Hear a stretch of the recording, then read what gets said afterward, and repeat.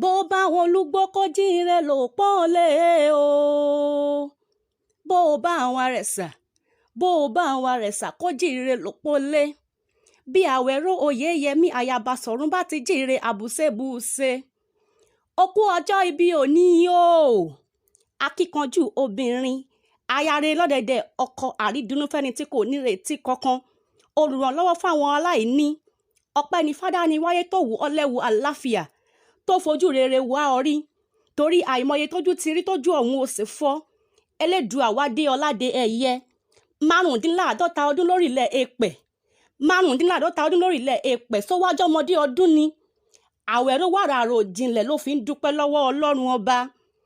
Happy 45th birthday to you o ìyá àfin oyeyemi ṣebí ìjẹ̀ṣà nílé bàbá tó bí ọlọ́mọ èmi imisichanter wá sọ wípé ìjẹ̀ṣà mi rere o ìjẹ̀ṣà ni mèrè ọmọ ẹlẹ́ni àtẹ̀ká ọmọ ẹlẹ́ni ẹwẹ́lẹ́ ọmọ wa nìyín ọmọ mo bòkun rémi ìjẹ̀ṣà bẹ́ni ọmọ olóbì tó pọ̀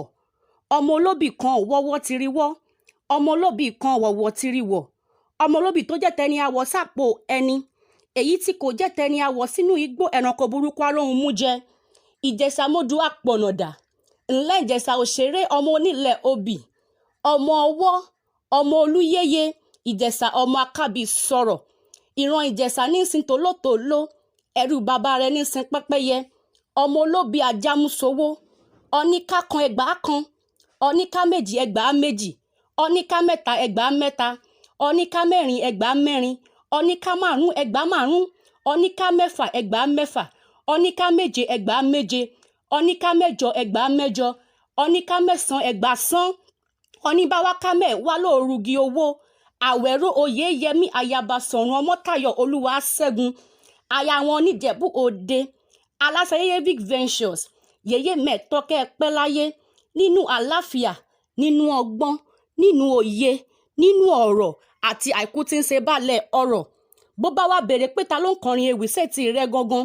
ìmísí ṣàtàlẹ́mí ń jẹ́ ẹ kú ọdún òní yìí o.